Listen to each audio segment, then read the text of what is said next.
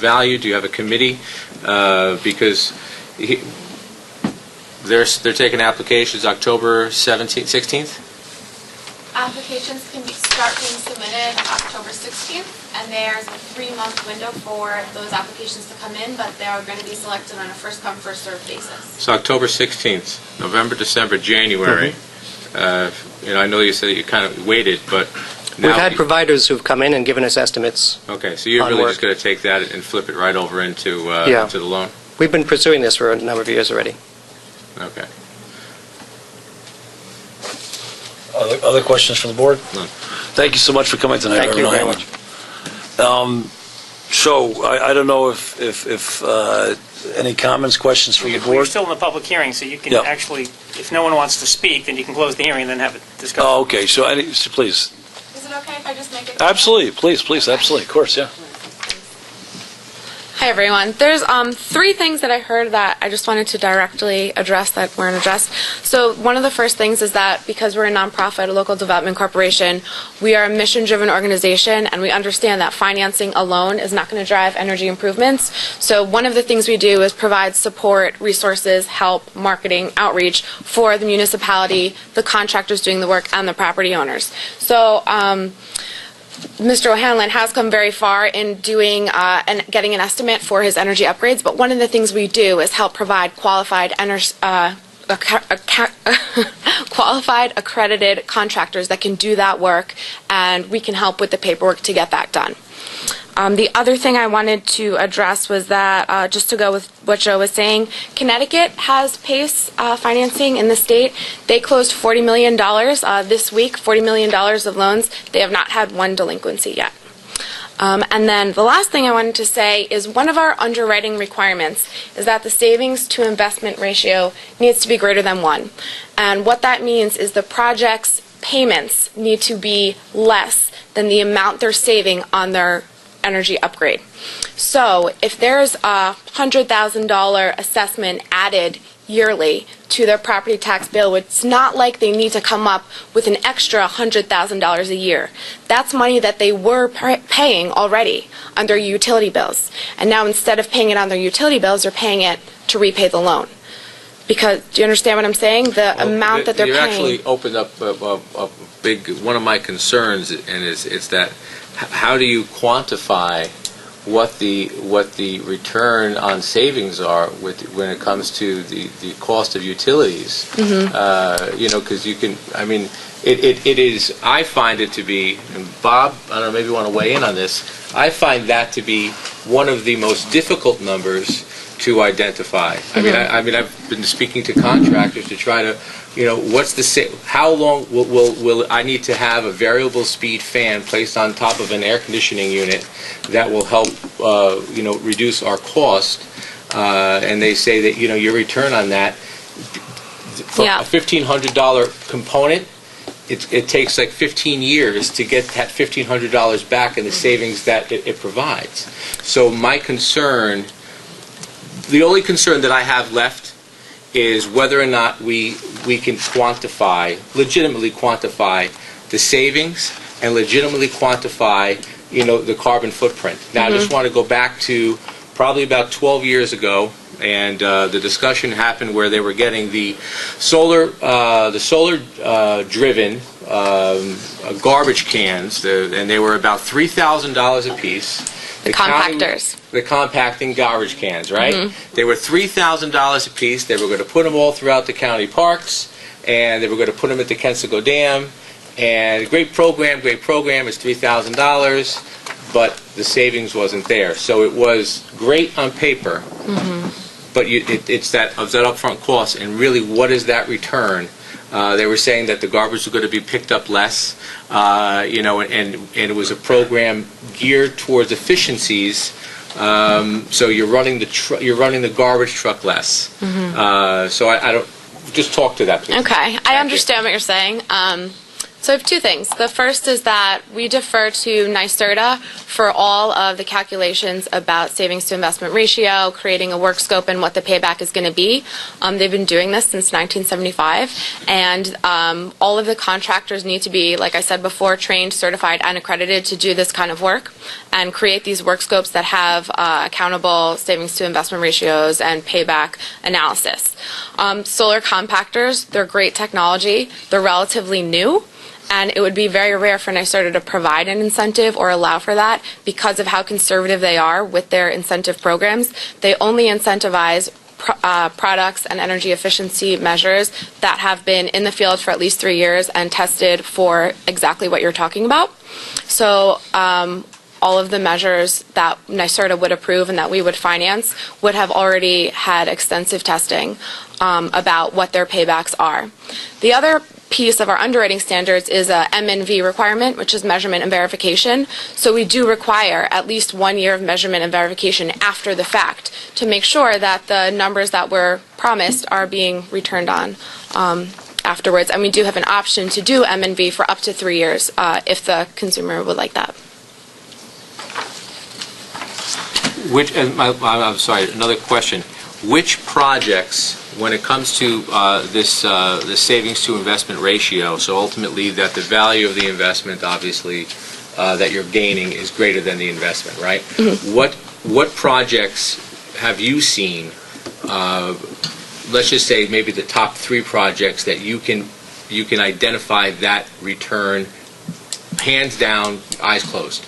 So, okay, this is a great question, but I want to make a comment after I answer it. That's why I'm here. So the quickest payback, great question. The quickest payback you can get would probably be lighting.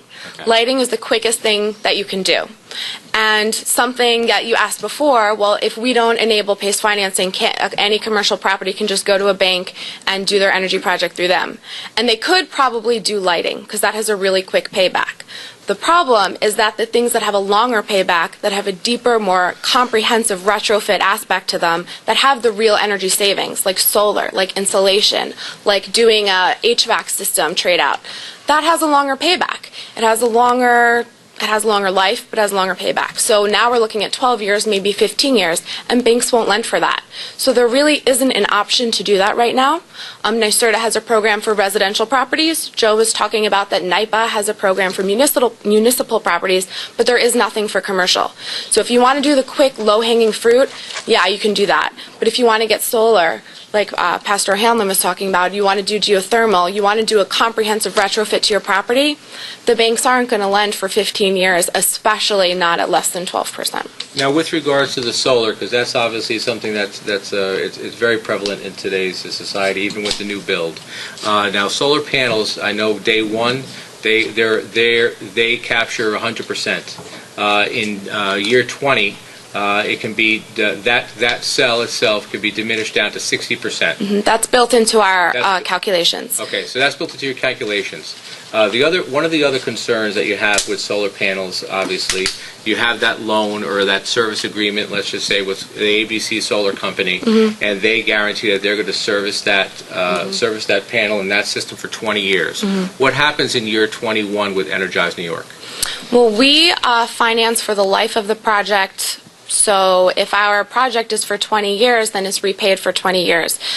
It doesn't matter what the life of the actual measure is. So that's between the property owner and the contractor or the installer that did that. They have their own contract about how they're going to manage the property upgrade. We're managing the financing. Okay, so you got that, Pastor? No, and I'll tell you why I say this, because I've looked into solar for my buildings and my home, my residence, and that's one of the things is that you have to make sure that the structure, you can put the solar panels on there, but if the structure can't handle it, you have to make some adjustments. But also in year 21, if you have it for 20 years, in year 21, you need to have a strategy on what you're planning on doing, okay? Or you're going to start replacing solar panels, your roof, or whatever it may be. So those are legitimate concerns, and from what I'm getting from you is that your program looks to partner with the applicant and to vet these items. Am I getting that right? Yeah, we will vet the financing aspect, and we will do third-party oversight on the work scope. But in terms of actually doing the energy efficiency or the renewable work, that's where NYSERDA comes in. That's what they do, and that's where they would cover that piece. Thank you. Thank you. I have a quick comment. Yes. I'm sorry, Bob. No, go ahead. Mine's just more of a comment, really. When we talk about the payment replacing the cost of the energy that they're paying out anyway to energy companies, one of the concerns that I have, if I recall this correctly from last month, is that the borrower makes a single annual payment back to the municipality on the tax bill. Is that correct? Right, it's part of the property taxes. So they would have to be very responsible on their end as well, as far as making sure they put that savings amount aside every month, so when that annual tax payment is due back to the municipality, they do have it. That's correct. It sounds like you have some experience with implementing some of these projects. Can you give me an example of one in New York where you've loaned some money for energy improvements? Our pipeline right now is about 60 projects. Can you tell me one that's been done? We haven't closed on any just of yet because the 3 that are ready to close are waiting to submit for QECBs. So we expect those to close as soon as the QECB money is allocated. Okay. So then that begs the question in my mind, going back to what Councilman Villanova said with regards to, quantifying the savings. Now, I know NYSERDA, I haven't dealt with them, but I've viewed their site quite considerably and looking at energy savings for my own home. They seem to be pretty good and seem to do a thorough job. Is your plan or your program's plan to actually use NYSERDA to verify the savings, or are the contractors responsible for verifying the savings and adjusting the loan? So all of our financings have to be approved by NYSERDA at this point and have gone through a NYSERDA incentive program. Their programs are very different. So residential is completely different from commercial, which is very different from multifamily. In the residential program, which you said you have experience with, the measurement and verification, the background checking after the fact is required as part of the program. In commercial, it is not. In multifamily, it is. So we have contracted with a company, Sustainable Real Estate Solutions, SRS, that will do that follow-up MMV in the programs where NYSERDA doesn't already provide it. Okay.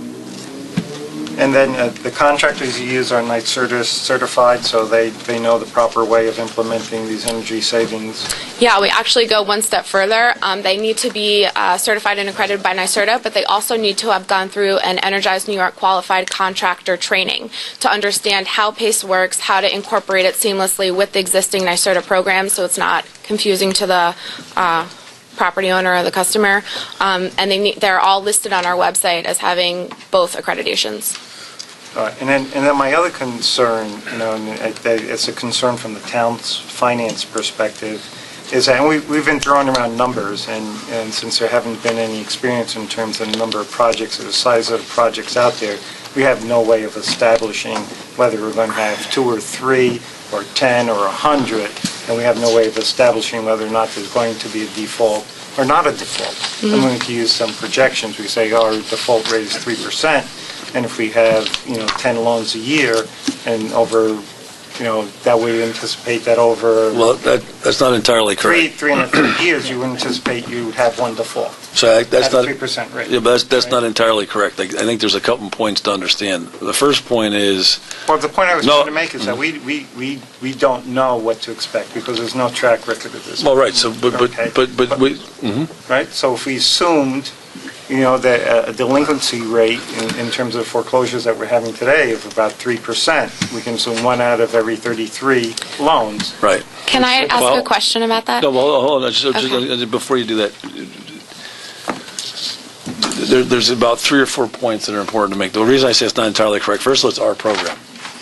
So if you're concerned about the size of the program, we can put caps on it. Right? So that's what I'm saying. It's not entirely correct. So we can. Well, you didn't let me finish Oh, because sorry. I wasn't going Okay. there. I'm just Okay. saying. So if we had 33 programs out there and you would anticipate, and you can argue the numbers, that 1 out of those 33 loans would default. Okay, now given the size of these loans, if the loan was, say, 300,000, and we threw numbers up on the board that they could range from 35 to 250, I don't know what size they are either. But if I ran some numbers that if it was a $300,000 loan, just for one loan, and it was a 6% interest, and we mentioned that you could have 6% interest, and if that was over 7 years, that would be like a $53,000 a year payment. All right, and if they were to default on that loan, this is one loan, if they were to default on that loan, we'd be responsible for $53,000 a year for 4 years, which is about $212,000. Now, $212,000 would, Mr. Burns, how much is that of that our reserve? Well, That would be a considerable portion. No, yeah, but just you have to finish the analysis. And that's one loan. No, in that scenario that you described, you'd have $212,000 that would be owed at the end of 4 years, correct? Right. Plus the principal. Let's make it $500,000. Right, but if it's an ongoing program, there are loans defaulting I understand, but within that time frame. right. There's several points to be made. The first point is taking your numbers 212,000 or 500,000. Let's take 212,000. Remember, because the problem you have is you're the tail's wagging the dog. The property value. So I don't know what the size of that loan is you just described. $300,000. Okay, $300,000 loan. So $300,000. So it's a $3 million property, correct? Mm-hmm. So you have a $3 million property, and you own $212,000 on it, correct? So I'm just trying to understand, in what scenario would you lose your $3 million property not to pay a $212,000 loan? How many NREMs do we have a year? 400? Well, that was actually my question. Sorry, no, we are in rep, so the loans that go to foreclosure, I think are 15 is our experience. We showed them all up there, every one of them up there. Well, Loans that go to first year was foreclosure. 75. It varies between 50 and 18. Well, This year is the lowest. Right, So next year. no. Yeah. We have to define our terms. Well, he said in REM, so it'll be. So we have 400 loans in REM, correct, more or less? Whatever it is. No, we have fewer. In Okay. REM, we have Right. 400 So- non-paying in delinquent. So, okay, In delinquent. and then in REM we have how many? This year, 18. 18. But- Just but- started the action. There are 18 properties that qualify for in REM. 3 years. But- There were 3 years of non-payment. So at the end of 3 years they go in REM. Correct. Now, in our experience with in REM properties, how many actually get foreclosed on? 1 out of 10? Yeah, less than 5. So, and what happens when that's year 3 to 4? They pay. Thank you. Okay. Thank you again. So, no, just to finish the point. I just want to finish the point. So therefore, how much what? The point is not effort has that gone we in. would Yes, recoup our money. that's exactly right. So of course it does. But you have to understand, on the $500,000 property, right, or sorry, $3 million property, you're going to add $212,000 to that. Let's just be clear on the facts. Make whatever decision you want. In Councilman Norris's example, you have a $3 million property. Instead of foreclosing on a $3 million property, we'll foreclose on $3.2 million. And so the first point is there's no one in their right mind would walk around from a $3 million property not to pay $12,000. So that's the first point. The second point is our tax collection record. You're missing the point Sorry. entirely. Okay. All right. First of all, people do foreclose, so that's an eventuality or a possibility. So you can't neglect it because, no one in their right mind would do it. People get foreclosed on, and we foreclose on them, so you can't say that they won't do it. I mean, it happens. Okay, unfortunately, it happens. You can't say it's not going to happen because, I got $3 million worth of value and only $200,000 worth of loan. They're never going to, let the property go. It happens every day. But that wasn't the point. The point is, what's the burden on the town for carrying that loan? And the burden on the town for carrying that one loan is $200,000, okay? And what impact does that have on our reserve fund? That's a substantial portion of our reserve today. And if 2 loans, default, now we could be potentially up to $500,000, $400,000, whatever the number is. It gets a sizable portion of our reserve. And I think that our reserve is important for our credit. All right, what's our reserve fund today, Mr. Burns? 2.5 million. So 212,000 versus 2.5 million. Is that what you're telling me? Yeah. Okay. So, Ms. Roth, did you have a question? Yeah, I have a few questions. So the first is that the interest rate on the loan is included in the loan amount, so it wouldn't be an extra interest rate on that loan that's included. The second is I have a question about the delinquency rate, actually. Is that 3% delinquency rate, I'm assuming it's blended, residential and commercial? Yes. Right, so does anyone know, it's usually hard to find, but the actual delinquency rate of just commercial properties? Well, it's probably on the higher side. I think we have a lot of commercial buildings that we more. Yeah, we certainly foreclose on. Well, let's just take a look at our in-rem. How many of our in-rems are right here? Let's just take a quick look. So of our actual 18 in-rems, how many are commercial? That list isn't on here. Let me just. Yeah, sure. Let me look at this one. If you look on page 9, 31 Bush, 76 Inwood, 70 Inwood are all commercial. I think 18 Prospect, I don't know what that is. And 209 Union is residential. So 3 out of 5 are. Sorry. I would just Just to give you an example, those are the 5 properties we're probably taking title to And on what, page 9. so if you look at those properties for 2 seconds, if we take those properties, Mr. Noda, help me understand, how much money is owed today on those properties? $230,616. All right, and what's the value of those properties? 1 million. Okay, so you're telling me we're likely to take these properties? Yeah, but which was kind of funny. I don't want to contradict you, Supervisor, but if you look at number 5, this woman only owes $37,000, has no mortgage, has equity of an assessed valued house at $531. So there's an example of someone who you would describe as being crazy, who was foreclosed upon, who owed a small fraction of the value of her house. Mr. Hubert, help me understand. Crazy things do happen. Mr. Hubert, help me understand. Crazy things do happen. But again, that's a residential property. It is residential property. So It is residential. Mr. Hubert, I'm just saying. no, I'm going to make this point. I'm Crazy going to make things this do point. No, sorry. Mr. New York, so I want to be absolutely clear. I'm not suggesting for a second people can't be irrational. Or maybe they have circumstances. Or that circumstances that prevent them. Come Yep. up with that. Exactly, those kind right. Of monies. I mean, $35,000 is an awful lot of money. That's absolutely correct. So I want the record. I'm going to finish this point. Okay. Mr. Norris is absolutely correct. Somebody who owns a $3 million property may lose that $3 million property when he owes $212,000. He or she owes $200,000. So that circumstance happens all the time. We've seen it. That's the subject of Mr. Noda's book. The question I have, however, is we're worried about the risk to the town. Where the risk to the town is, if we do foreclose on these 4 properties, we will satisfy the penalties and interest of $230,000, and the value of these properties, according to Town Assessor Knauer, is $1.8 million. So in that scenario, the town just made $1.6 million. But we don't. Mr. Hubert. So the town just made $1.6 million. Do you know how the tax that's our taxes for what's it? We're $300,000 a year. That's 8 years of taxes. But we sell at 25%. No. Sorry.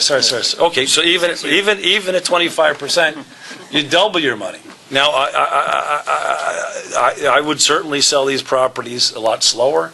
I would fully expect I can get 70% of value. But, even at 25% of value, you're going to double your money. So the whole point is there's zero risk to the town. If we want to turn this down for reasons, that's fine. But there's zero risk to the town. I just want to have a logical, coherent argument. There's no risk to the town. In the scenario we just described, you're absolutely right. People act irrational. The town just made, on paper, $1.6 million. And I agree with you, Mr. Councilman Yours. It's more likely we're only going to make $1 million on that. So we'll probably finish at $1 million. Okay, so I just want to come back to where we should be talking. So we have to be focused on this. It's any of these properties, right? Any of the properties that fall underneath the opportunity for this program can only take a loan up to 10% of the value of the property. But Alyssa is not going to let that property take out a 10% loan if the savings to investment is not 10% of the value of the property. If the application... No. Well, then... Unless the savings is superior to the cost. So if they have to... Exactly right. Maybe I'm saying it wrong. Yeah. Okay, but if a $1 million property takes out a 10% loan, right? $100,000. $100,000. The savings on that savings to investment needs to be $100,001. No, it's the servicing. So basically, if the service principal and interest are 5%, they're going to pay $5,000 a year. Over the life. Over the life. No, I'm saying, they're going to pay $5,000 a year. So the savings have to be in excess of $5,000 a year. The annual savings from the investment need to be in excess of $5,000 a year. Every year. You with me? So in other words... So if someone takes out a $100,000 loan, why would they take out a $100,000 loan if the savings is only going to be $5,000 a year? No. Oh, yeah, for 20 years. Yeah. Right. Exactly right. So I am saying it right, folks. So the value, right? It has to be worth $100,000, correct? Over In the end. life of the measures, over the total loan, yes. Correct. Over the total loan. So they're not going to allow a property to take out a loan that will not benefit that property, correct? Yes. Regardless who owns the property, the loan stays with the property, okay? Owner A owns the property. In year 3, sells it to owner B. The savings on that project Transfer the new owner. transfers, the debt transfers, the responsibility transfers, and am I getting this correct? Yep. Okay? So that's what's important, is that you have to be, I don't know, I think you really have to screw up bad for this not to work for you. There has to be serious problems. There's going to have to be a serious problem with EnergizeNY. There's going to have to be a serious problem with the property owner, because EnergizeNY will not allow the property owner to take out a loan greater than 10%. And even though 10% is the number, they will not allow the property owner to take out a loan where it's not going to benefit that property. The savings to investment will not benefit that property. They can't take out, if the savings to benefit is only going to be $50,000, they're not going to allow them to take out a $100,000 loan. Yeah, Exactly. I agree with that, Right. but the thing is, the loan could be structured by varying the term, which is the number of payments you need to be made, and the interest rate. And we can control that. So, no, we don't control that. What is the ownership? All right, so if they vary the term in terms of increase in term from a 5-year to a 20-year, that lowers the payment and gives you a 20-year term in which to repay back that loan.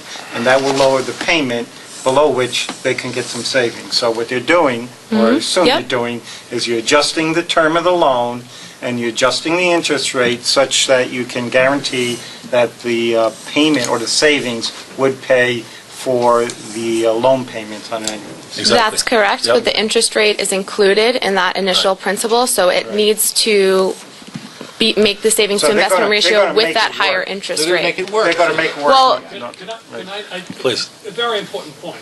Would you come up, Joe? Would you come up? Joe. Joe. Get up to I don't want you to think we're manipulating the terms of the loan in order to make it cash flow positive. That's not correct. The financing, which is being arranged by us with the consultant from NYSERDA, is taking into consideration the value of the investments that we're making and the life expectancy of those investments. So you can't do 20-year financing on a 5-year improvement. It has to be consistent. So if you're doing improvements and the aggregated life of that investment is 25 years, the most we can do is 20 years. So they can get 20-year financing.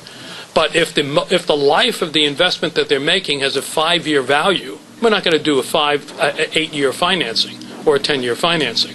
So it's got to be absolutely consistent with the value and the term and the life. Okay. And when we do that calculation, not only do we make assumptions, based on a forward curve for energy prices going forward into the future, but in addition to what your neighbor councilman had said, we also take into consideration efficiencies that have decreased over the life of that equipment. So that's factored in as well.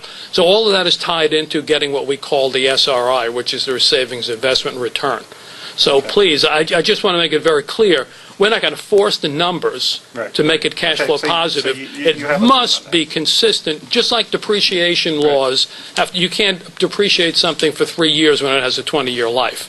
So it has to be consistent with good accounting standards. Okay. So I just think that's an important Joe, point. before you sit down, the discussion came up that we control, maybe not all of it, but we control the parameters of the program.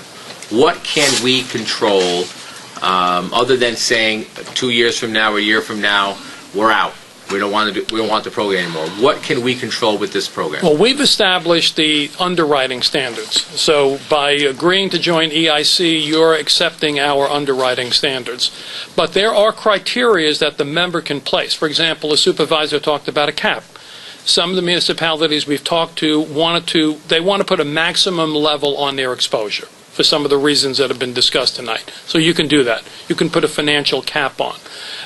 We have one community that we're working with right now with their in-rem procedure prohibits them from taking title to an environmentally contaminated property. So they're concerned with PACE because what if they do a financing and then there's a high risk of a contamination? Now, they don't foreclose on a property. They've demonstrated no permanent loss, so therefore they can't get any benefit from our loan loss reserve fund. So you can determine that certain types of properties that you consider to be high risk would not qualify for the program. We also have a criteria that, this actually came up when I met with the city of Buffalo. Our underwriting requirements, as I think you know, say we will not finance anyone who's been bankrupt in the last 7 years, anyone who's not paid their property taxes on time in the last 3 years. But what if we have a property owner that has 5 properties in your municipality, and the application that they're making for PACE financing is on a property that they've always paid their taxes on time, but number 3 property they've been delinquent on? So we need to establish a criteria and a working relationship with you where you would have the ability to vet that project before it gets final approval. Because there could be information you would have on the applicant that we wouldn't have. So that would be a criteria that we could factor in as well. But it can't be arbitrary. You can't just say, well, I don't like so-and-so, so we can't do a financing for that person. There has to be something that's legitimate that would cause us to pull back on the approval. So you can establish those criteria. I have a similar question. We talked about this on the phone call, and I think this board has this same concern, and that is, there's going to be increased work and increased costs involved with that work. And when we talked to Alyssa the other day, we were talking about, and I guess we have the purviews within the purview of the town to apply a 0.5% fee at closing as part of our program. So I know that was one of the concerns this board had, so we could, that's another thing we could add, Deputy Supervisor Villanova, as part of our program. Okay, so Joe, I just want to go back to that, I'm sorry. No, please no, the other Joe. The other Joe. So quite simply, if someone has a property where they're heating by oil, and you're talking, and they were making this, they were changing over to gas, and the tank was compromised. The property is now ultimately a environmental concern. That would be something that you're saying that would be your decision. That would be our decision. Yeah, right? that would. I mean, again, with this one particular county, they have this law. It's their real property law that says they can't foreclose on an environmentally contaminated piece of property. The county doesn't want the responsibility to deal with that. So it's created some concern for them. So what we've said is, okay, let's take a look at the types of properties that you've had environmental problems with. Good example is a gas station. You may exclude gas stations from the PACE financing for the reason that you don't want to take that risk because you can't exercise a foreclosure, therefore have a permanent loss, and not be able to take advantage of the loan loss reserve fund. So that's a criteria that you can establish. That's not our judgment call. That's your judgment call. And along those lines, how do those criteria get implemented? I mean, it becomes part of the municipal agreement. Okay, so that's okay. So all right. So that would be something that, the Attorney Noda would work out with our counsel. Okay. And with, obviously, from directives from the board here. Yeah, we've had, New Rochelle has an exception as it relates to residential. I mean, was it Cortland? Rensselaer, County of Rensselaer has asked for some exceptions, so it's not unprecedented. Good. Well, so I know, I guess, first question I have is, did anybody have any other questions, comments? First I want to thank Alyssa and Joe for your very constructive conversations and feedback. Reverend O'Hanlon, also thank you. I want to thank the board. The board's put a lot of time and effort and due diligence into this. I want to thank Mr. Arcaro for all his hard work he's done this. I guess the question I have Well, you're still on public hearing. Do you want to close the public hearing now and then have a discussion? Well, let's open it up to the floor for anybody from the public who wants to ask some question. Yeah, any other question, please? Yeah, Mr. Hubert.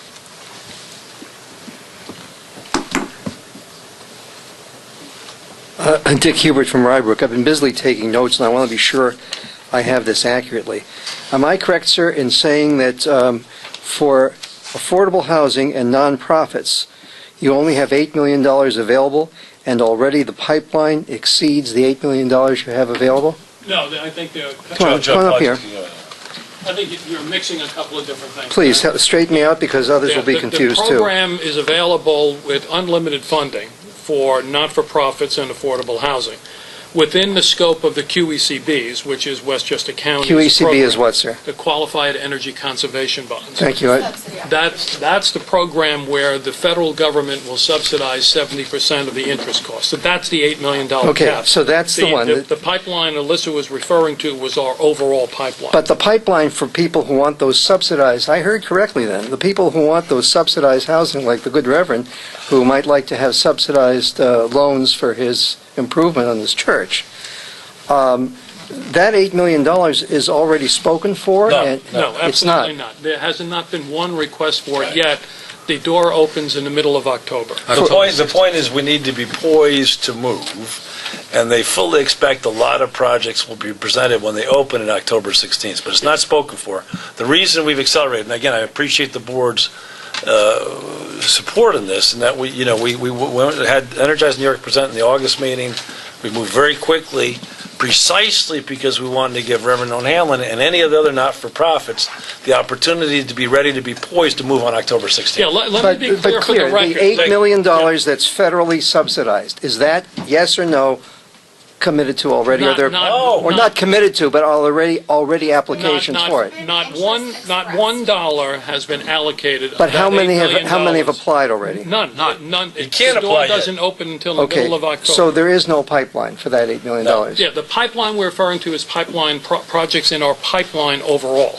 We've seen $8.6 million interest expressed for this $8 million. So we know we're going to receive a lot of applications. We only have $8 million to give away. Okay, so now we're getting to the bone of this, so my question was appropriate. You already know that there are expressed interests for more than the $8 million that is available, correct? Yes. And now, how do you go about separating who will be available for that and who won't? It's a first-come, first-served basis.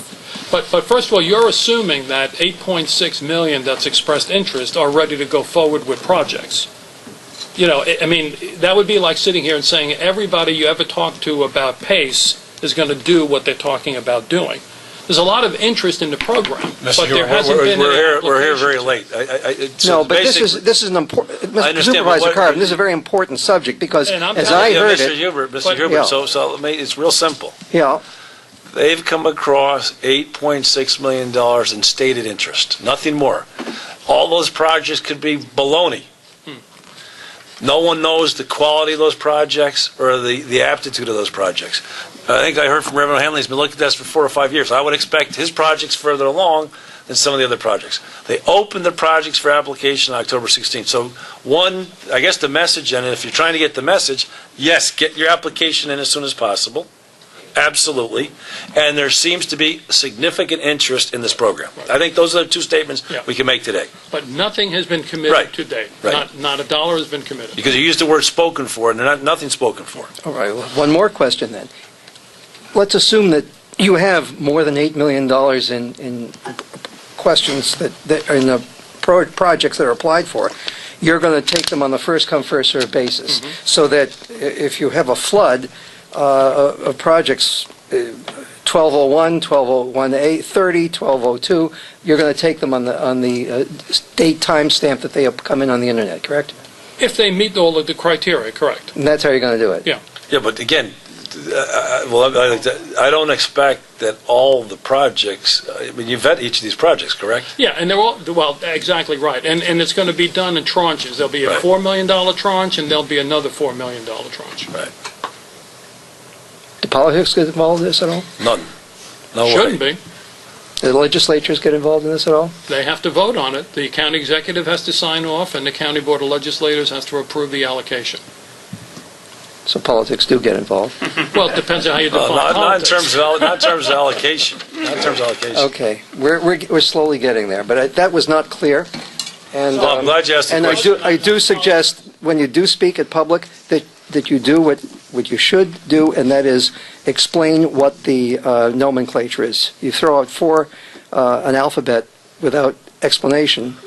Okay. The public doesn't know what All you're talking about. Okay. Thank you. Thank you, Mr. Huber. Any other questions from the public? Okay, I think the board has a decision to make. I I guess. think the first decision is to close the hearing. Okay, if we're going to vote, we will after the hearing, is that it? Correct. You close the Okay. hearing, then you can deliberate as, Can we reopen it if we want to? yes. Okay. If you I wanted mean, to if we want to take reopen it public next- comment, I yeah. mean, the thing is. No, my only question is if we, well, my question, you tell me what we need to do. What I'm not, I don't know if the board wants to vote tonight. Doesn't matter. You just Okay. close the hearing. You can Perfect. deliberate amongst yourselves. You can vote tonight, not tonight. You can. And put we it off could to next open it week. up again if we want to. Well, you don't need a public hearing to vote. Your Okay. deliberation is separate from the Okay, public got it. hearing. Thank So you, you thank just you. close, Got that it, means got the it. public is Yeah, done. I understand. You can deliberate. Perfect. Till 1 in the tomorrow. morning. Sure. Beautiful. All right, can I get a I'll be here motion? for that, but you Any other comments from You the can public? deliberate as long as A you lot of like. people waiting out there. I don't know what you guys are here for.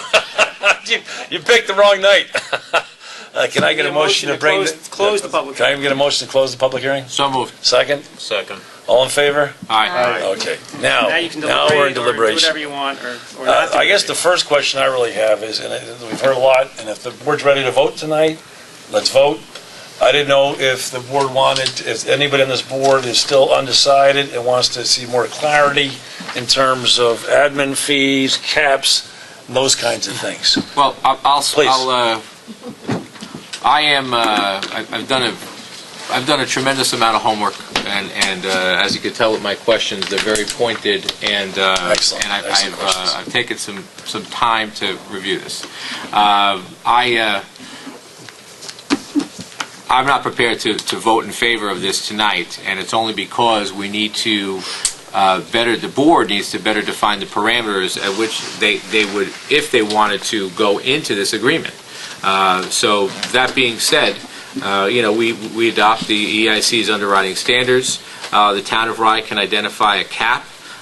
We can, I think what I'd like to do is maybe have EnergizeNY just provide the council a list of the items that would be acceptable requests or parameters that we can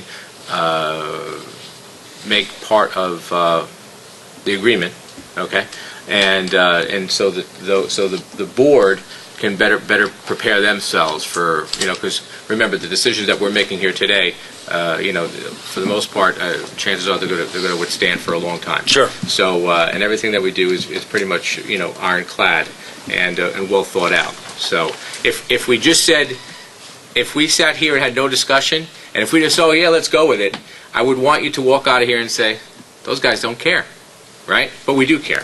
And we want to better understand the project, and we want to make sure that if we're going to partner with EnergizeNY and the EIC, that this is done on the best level, our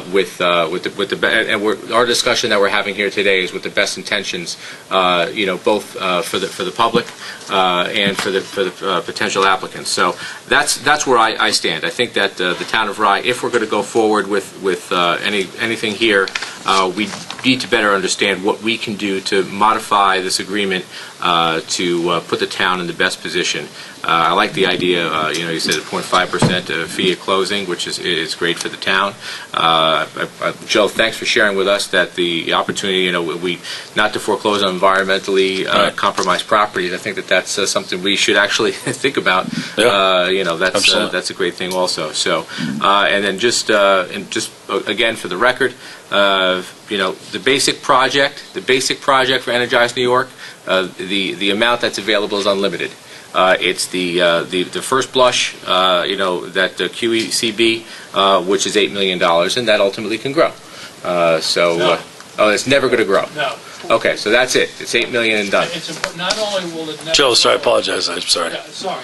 Not only will it never grow, but the federal government can pull the plug on it any time. Okay. In fact, our concern is that they may pull it by the end of 2015. So we're really kind of anxious to take Understood. advantage of that while we can. Okay, so that's important. Okay, so that $8